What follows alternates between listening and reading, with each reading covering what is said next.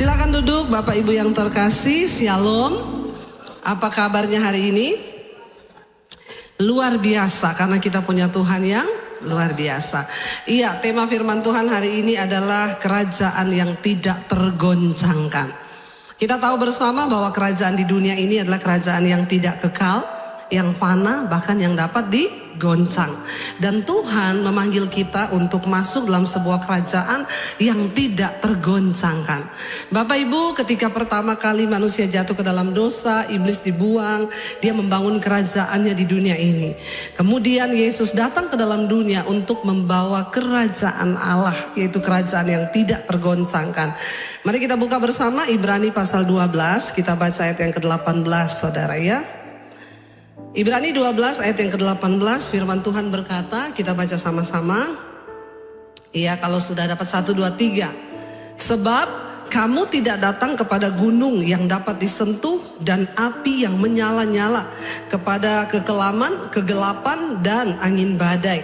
19, kepada bunyi sangkakala dan bunyi suara yang membuat orang yang mendengarnya memohon supaya jangan lagi berbicara kepada mereka. 20, sebab mereka tidak tahan mendengar perintah ini. Bahkan jika binatang pun yang menyentuh gunung, ia harus dilempari dengan batu. 21, dan sangat mengerikan pemandangan itu sehingga Musa berkata, aku sangat ketakutan dan sangat gemetar. Saudara, kita baca sampai di situ dulu. Firman ini berkata, kita ini sekarang tidak lagi datang kepada gunung yang dapat disentuh, dan kita nggak datang kepada api yang menyala. Kita juga tidak datang ke dalam kekelaman, kegelapan dan angin badai. Apa maksudnya ini? Bapak Ibu, ketika di perjanjian lama, dulu bangsa Israel mencari Allah, Tuhan itu tidak berwujud. Dia menyatakan dirinya dalam bentuk api, dalam bentuk badai, angin, dia tidak terlihat dan tidak bisa disentuh. Dan ketika itu bangsa Israel pun tidak berani untuk mendekat dengan Tuhan. Ketika Musa naik di atas gunung, Tuhan berkata kepada Musa, jangan ada seorang pun yang ikut dengan engkau, sebab dia pasti akan mati. Tidak ada seorang pun yang bisa mendekat kepada Tuhan. Pada zaman perjanjian lama, hanya orang-orang yang dipilih Tuhan yang boleh mendekat dan berjumpa dengan Allah. Tuhan berkata, jangan sampai ada satu orang pun dari umat Israel yang ikut dengan engkau naik ke atas gunung ini, maka dia pasti akan mati, karena betapa kudusnya Tuhan. Saudara, Tuhan tidak menampakkan diri dalam rupa. Kenapa? Karena Tuhan berkata, kalau aku menampakkan diri dalam bentuk rupa, nanti bangsa ini akan membuat patung yang serupa dengan aku, lalu mereka akan menyembah aku. Karena memang dari dulu manusia itu butuh figur yang bisa dia lihat. Jadi kalau Tuhan hanya dalam bentuk angin, api, bangsa Israel itu nggak suka gitu ya. Sampai akhirnya ketika Musa menghadap Tuhan di atas gunung, waktu Musa turun, apa yang terjadi? Mereka sudah membuat patung untuk disembah. Dikumpulin anting-anting emas semuanya, orang-orang yang punya kalung kumpul, mereka lelehkan itu dan jadilah patung, lalu mereka sembah. Tuhan murka pada waktu itu. Dan dikatakan di sini, sekarang kita tidak lagi datang kepada api, kepada angin, kepada badai, kepada gunung. Tetapi apa? Coba kita lihat ayat 21, ayat 22. Baca bersama 1, 2, 3. Tetapi kamu sudah datang ke Bukit Sion, kota Allah yang hidup, Yerusalem surgawi, dan kepada beribu-ribu malaikat, suatu kumpulan yang meriah. Dan kepada jemaat anak-anak sulung yang namanya terdaftar di surga, dan kepada Allah yang menghakimi semua orang, dan kepada roh-roh orang-orang benar yang telah menjadi sempurna. 24, dan kepada Yesus pengantara perjanjian baru, dan kepada darah pemercikan yang berbicara lebih kuat daripada darah Habel. Sekarang ini kita datang kepada siapa? Yesus.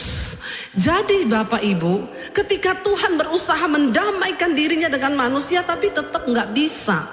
Dan Tuhan itu tahu manusia itu butuh figur.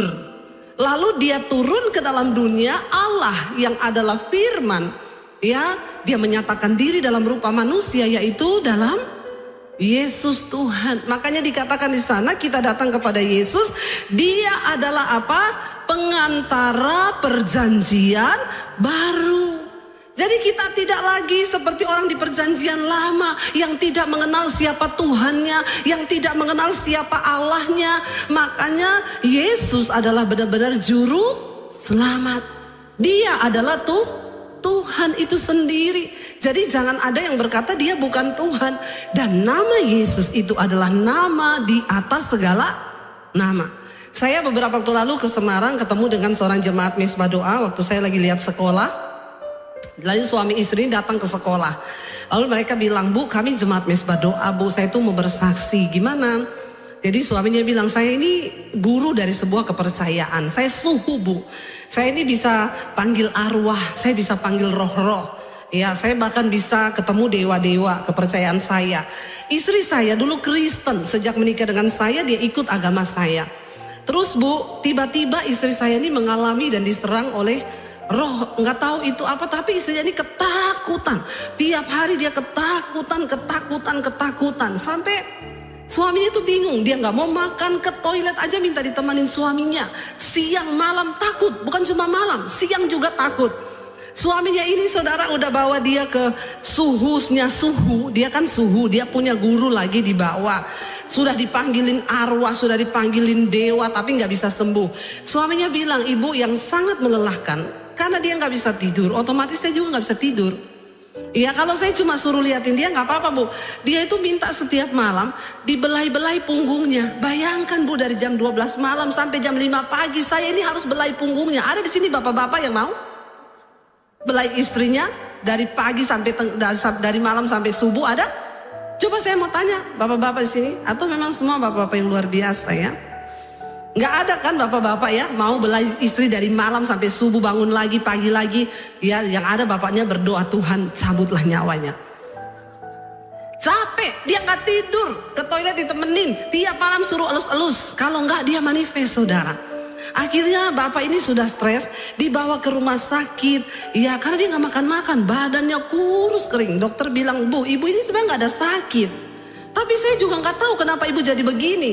Akhirnya suaminya sudah menyerah, sudah mencoba segala cara nggak bisa. Lalu suaminya itu cuma ingat gini, istriku ini dulu kan dari Kristen. Ya, kenapa saya nggak coba aja ya panggil pendeta atau siapa untuk mendoakan. Lalu dia telepon temennya itu pendeta, dia bilang, ya kamu bisa nggak? Istriku ini diapain lah, didoakan atau diapalah, saya sudah angkat tangan loh. Tidak ada yang bisa menyembuhkan istri saya. Akhirnya datanglah temannya ini. Waktu itu istrinya masuk keluar rumah sakit terus, saudara. Gimana nggak tidur coba, nggak makan, asam lambung lah segala macam. Akhirnya datanglah teman yang pendeta ini, didoakan, saudara. Waktu didoakan dalam nama Yesus, dia bilang dia rasa ada roh yang dicabut dari dalam dirinya. Tiba-tiba dia sembuh. Ya dia sembuh, lalu setiap hari dia ikut Mezbah Doa, dia ikut khotbah, imannya bertumbuh, sekarang jadi berani, berat badannya naik dan dia sembuh total. Lalu suaminya bilang, kamu kembali ke gereja. Kalau saya tunggu dulu karena saya ini suhu, saya ini guru di agama saya. Ketemu saya tantang dia, Pak, ya bukan soal guru atau apa, Bapak sudah mengalami secara pribadi bahwa di dalam nama Yesus itu ada kuasa. Jadi kalau ada orang yang bilang Yesus itu bukan Tuhan, bukan juru selamat, kasihan banget ya. Saya ini mengalami Bapak Ibu, saya berapa kali doakan orang kerasukan setan. Ya saya coba tengking dalam nama Daniel. Daniel kan suami saya ya. Ya saya tanya orang yang kerasukan ketawa, dia bilang Yesus aku kenal. Daniel itu siapa? Ternyata setan tidak tahu, saudara. Saya coba tengking dalam nama Bambang, tetap tidak bisa. Dalam nama Konrad Supit, nggak bisa. Ya coba pakai namanya Pak Yoris, dalam nama Yoris, ya nggak bisa juga. Tapi waktu saya coba dalam nama Tuhan Yesus, dia teriak panas, berarti ada kuasa. Jadi kalau orang berkata Yesus itu bukan siapa-siapa, dia tidak lebih daripada Adam, dia tidak lebih daripada Musa, itu kasihan. Yesus adalah firman yang menjelma menjadi manusia. Dia adalah Allah itu sendiri, nama di atas segala nama. Di sini jelas dikatakan, kita ini sudah datang kepada Yesus, dia pengantara perjanjian baru. Lihat ayat yang selanjutnya, saudara, ayat 25 kita baca dengan suara yang keras ya. 1, 2, 3. Jagalah supaya kamu jangan. Kalau ayat ini menulis jaga supaya kamu jangan menolak dia, berarti penulis ini sudah tahu bahwa akan ada orang-orang yang, makanya diingetin, jagalah supaya kamu jangan menolak dia yang berfirman, sebab jikalau mereka yang menolak dia yang menyampaikan firman Allah di bumi tidak luput, apalagi jika kita berpaling dari dia yang berbicara dari sorga. Kita lihat ayat 26, baca bersama 1, 2, 3. Waktu itu suaranya menggoncangkan bumi. Tetapi sekarang ia memberikan janji apa? 1 kali lagi aku akan menggoncangkan bukan hanya bumi saja, melainkan langit juga. Saudara, yang ada banyak yang berkata begini, kalau kiamat nanti yang hancur itu cuma bumi. Tapi Mars, planet itu tidak. Planet yang lain tidak hancur, bulan itu enggak hancur. Makanya beberapa ahli mencoba mencari tahu apakah di planet luar itu ada kehidupan. Mereka coba tanam tomat, bisa berbuah. Ya, terakhir penemuan terakhir di Mars itu ada nitrogen dan ada sedikit oksigen. Jadi kemungkinan ada orang-orang yang akan bisa hidup di Mars. Mereka bilang apa? Supaya kalau bumi ini hancur meledak, mereka masih bisa tinggal di Mars. Siapa yang mau berangkat ke sana? Mumpung belum di booking sama Podomoro. Saudara, kabling memang di sana ya, rumah banyak-banyak. Manusia itu mau melampaui Tuhan.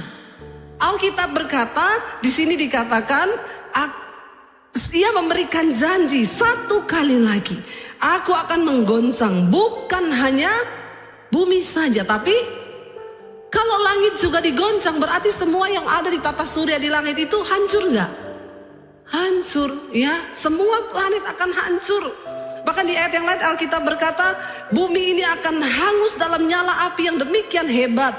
Dan unsur-unsur dunia semua akan terbakar. Kalau engkau tahu betapa semua akan hancur secara demikian, betapa suci dan salehnya kita harus hidup.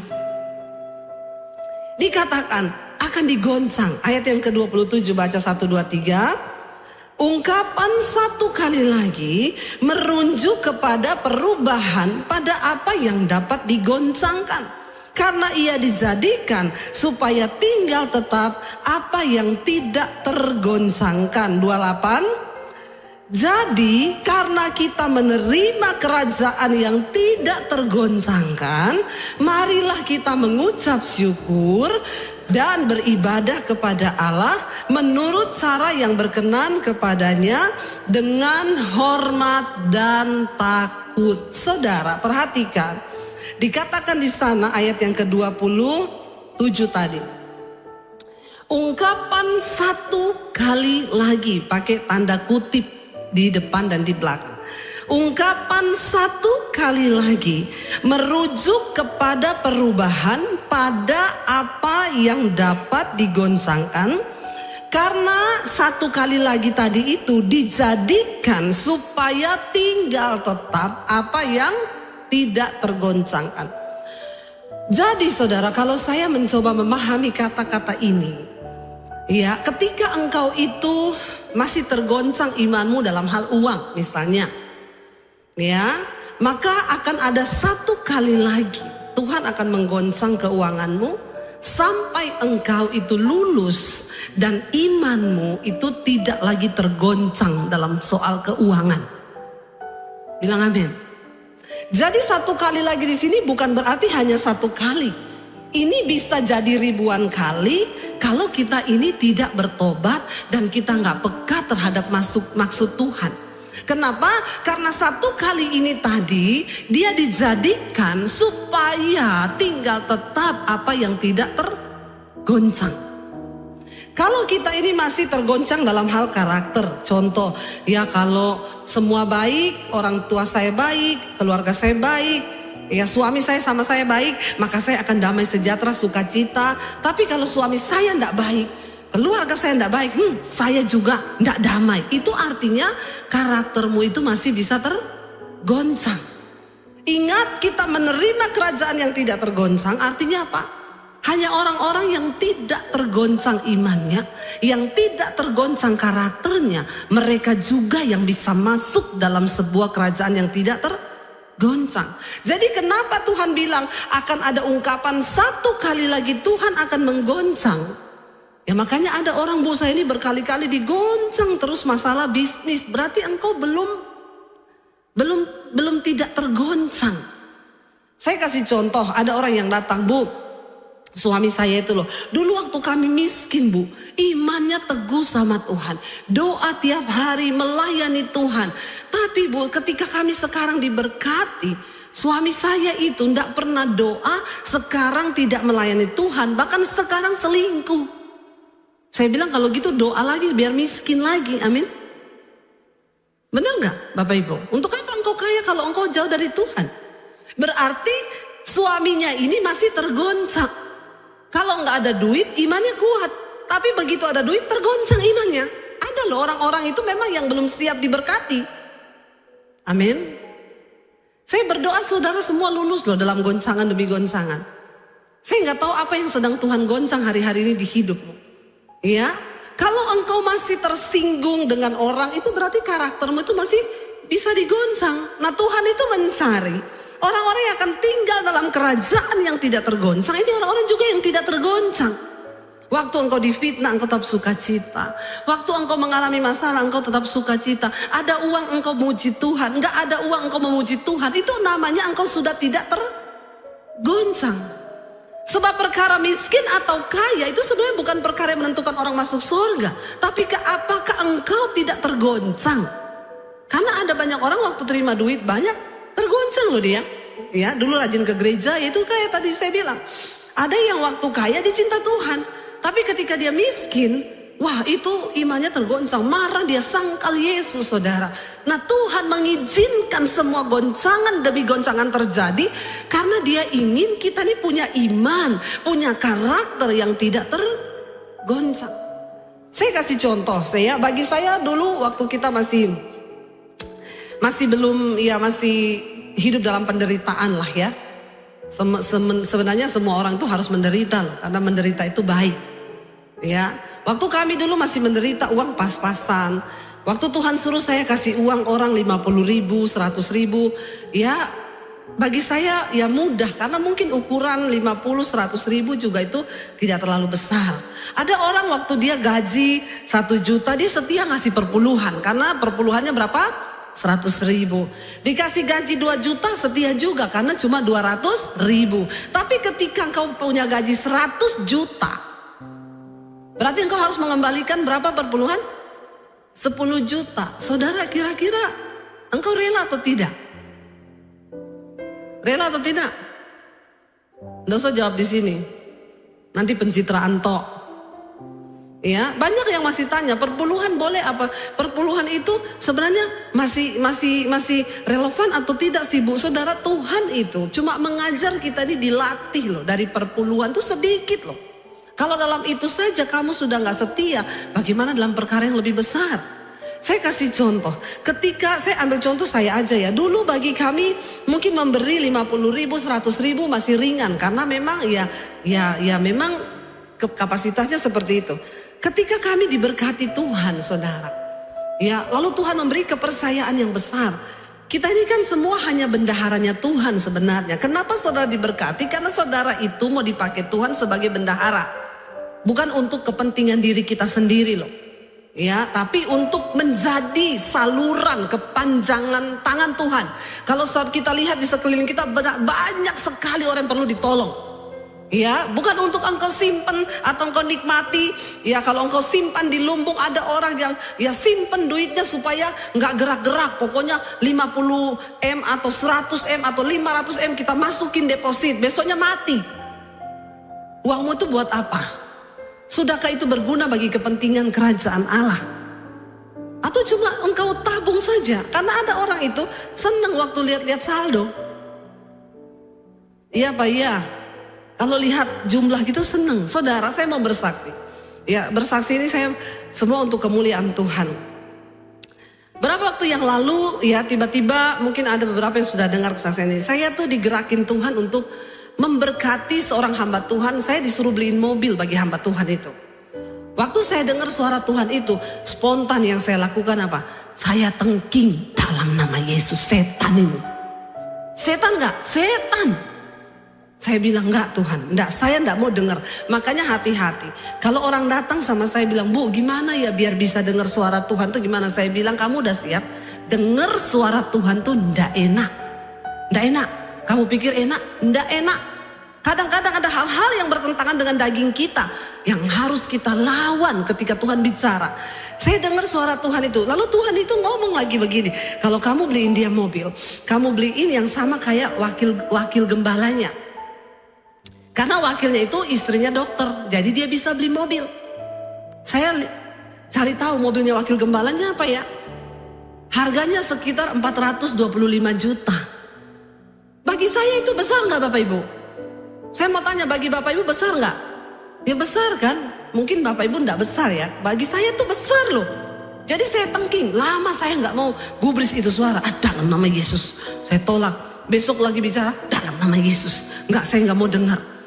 Lama-lama saudara, terus itu suara bicara di hati saya. Jadi memang benar Rasul Paulus bilang, orang itu kalau menjadi tawanan roh, itu ndak enak. Ya, ndak enak, benar. Lalu saya akhirnya bilang begini, Tuhan gini ya Tuhan ya. Firman-Mu itu berkata, ya istri itu tunduk kepada suami.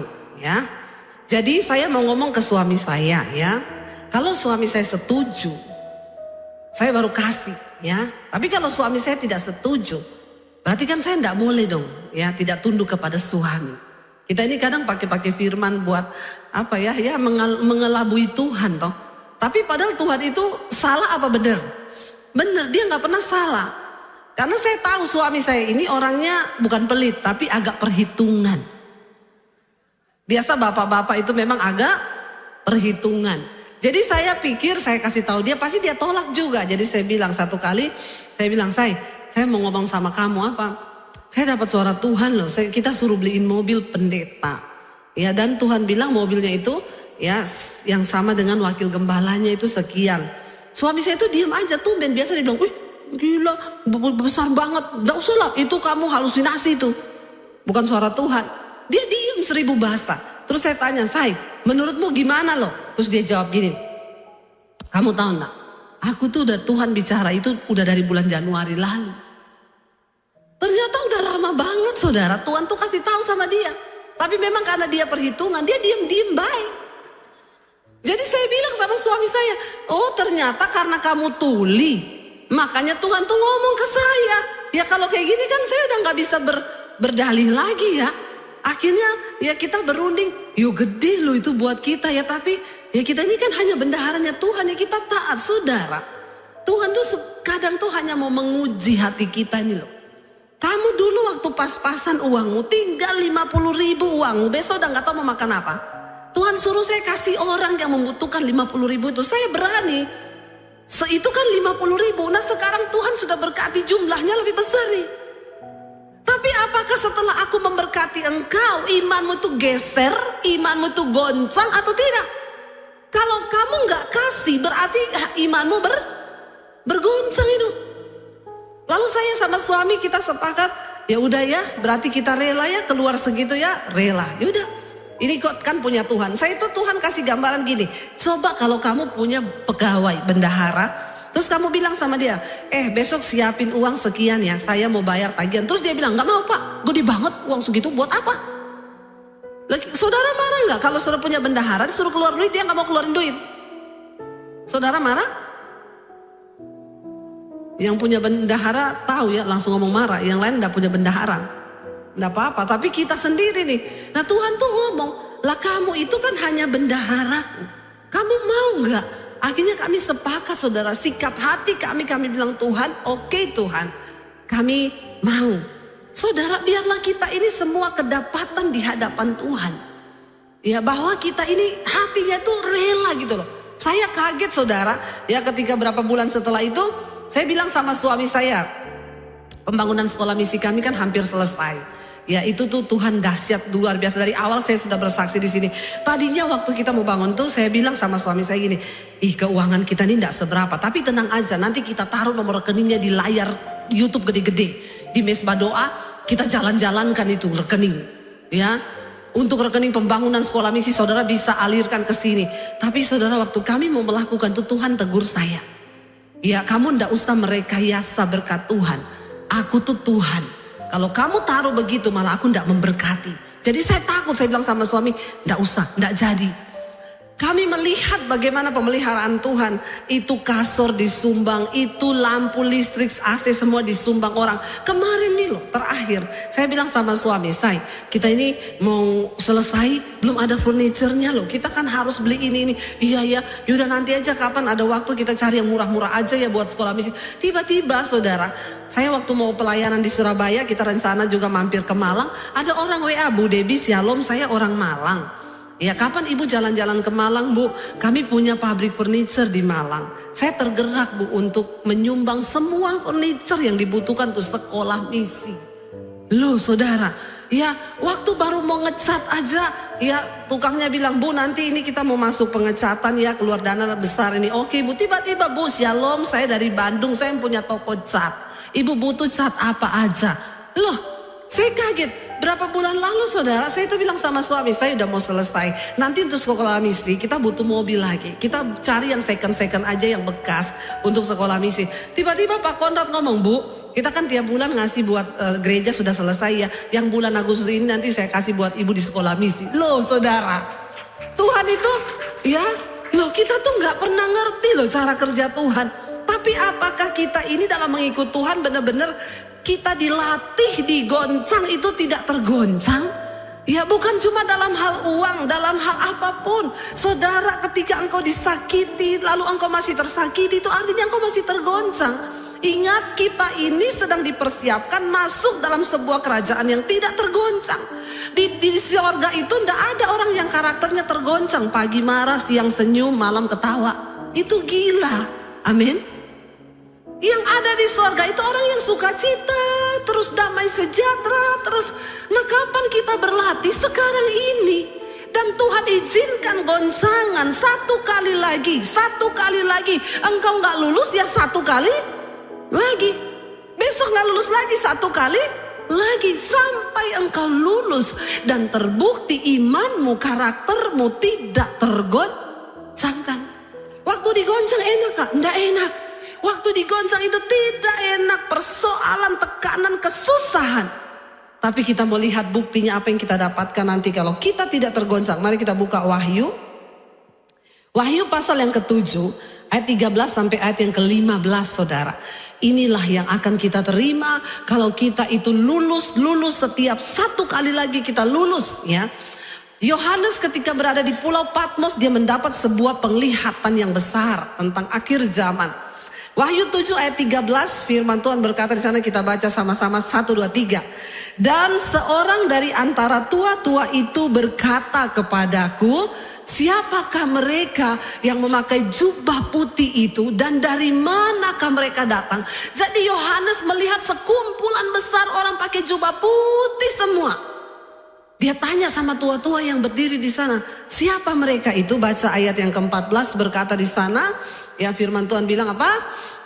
Maka ya Tuhan mengetahuinya. Lalu ia berkata kepadaku, mereka ini adalah orang-orang yang keluar dari kesusahan yang besar.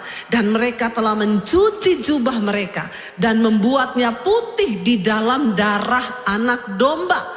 Karena itu apa dikatakan? Mereka berdiri di hadapan tahta Allah dan melayani Dia siang malam di bait sucinya. Dan Ia yang duduk di atas tahta itu akan membentangkan kemahnya di atas mereka. Saudara, waktu kita ikut Tuhan, goncangan demi goncangan, itu artinya kesusahan demi kesusahan akan kita alami.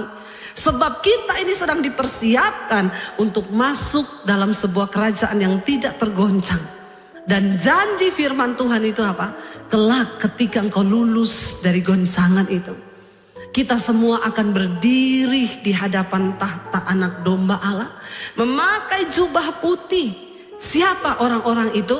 Mereka adalah orang-orang yang keluar dari kesusahan demi kesusahan, goncangan demi goncangan, tapi mereka tetap bisa menjaga jubah mereka putih di dalam darah anak domba Allah. Amin Bapak Ibu. Karena itu coba kita kembali tadi Ibrani pasal 12 ya, ayat yang ke-28. Jadi kita baca bersama Ibrani tadi 12 ayat 28. Jadi karena kita menerima kerajaan yang tidak tergoncangkan, marilah kita mengucap syukur dan beribadah kepada Allah menurut cara yang berkenan kepadanya dengan hormat dan takut. Yang terakhir, sebab Allah kita adalah api yang menghanguskan. Kita memang ada di zaman perjanjian baru, kasih karunia. Tetapi itu tidak berarti standar Tuhan akan kekudusan dihilangkan. Dia tetap Allah yang menghanguskan kalau kita tidak hidup benar di hadapannya. Sekarang banyak yang berkata, Yesus adalah sahabat orang berdosa. Makanya yang homo tetap homo, yang lesbi tetap lesbi, pelakor tetap jadi pelakor, penipu tetap jadi penipu. Kenapa? Karena mereka bilang Yesus adalah sahabat orang berdosa. Saya bilang jangan lupa ditambah sahabat orang berdosa yang mau bertobat. Jangan separuhnya toh. Ya, Yesus mengasihi orang berdosa tapi dia membenci dosa. Dia sahabat orang berdosa yang mau bertobat. Jangan separuh-separuh mengenal Tuhan. Kita sudah baca dengan jelas. Kita harus beribadah kepada Allah dengan cara yang berkenan kepadanya. Sebab Allah kita itu api yang menghanguskan. Karena itu perlu saudara tahu bagaimana cara beribadah kepada Tuhan yang benar. Saya selalu berkata, orang Kristen, jangan engkau dengarkan pengajaran-pengajaran yang menyesatkan.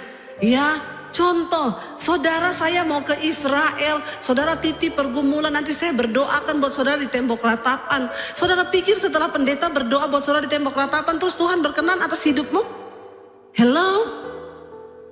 Ya ada hamba-hamba Tuhan, saya mau ke kota ini, lagi ada pergerakan di sana luar biasa. Silakan saudara tulis semua permohonan doamu. Sudahlah saudara.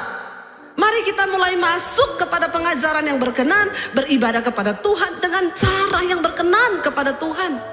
Jangan dengan hal-hal yang begitu-begitu itu. Mari kita datang secara pribadi. Tidak bisa diwakili engkau dengan Tuhan. Sebab kekristenan adalah sebuah hubungan.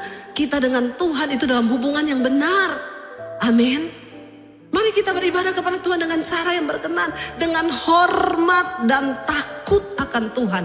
Sebab Allah kita adalah api yang menghanguskan. Saya berdoa kita semua yang datang hari ini, kita semua akan berdiri seperti yang tadi kitab Wahyu bilang. Kita akan berdiri di hadapan tahta anak domba Allah. Dan kita semua akan pakai jubah putih. Karena itu hari ini mungkin engkau sedang ada dalam kesusahan yang besar. Enggak apa-apa, itu syarat untuk kita bisa berdiri pakai jubah putih. Mungkin hari ini engkau sedang ada dalam goncangan yang besar. Bilang, Tuhan, aku tahu goncangan itu akan menghasilkan dalam diriku sesuatu yang tidak tergoncangkan. Uji kami Tuhan sampai kami punya iman yang tidak tergoncangkan.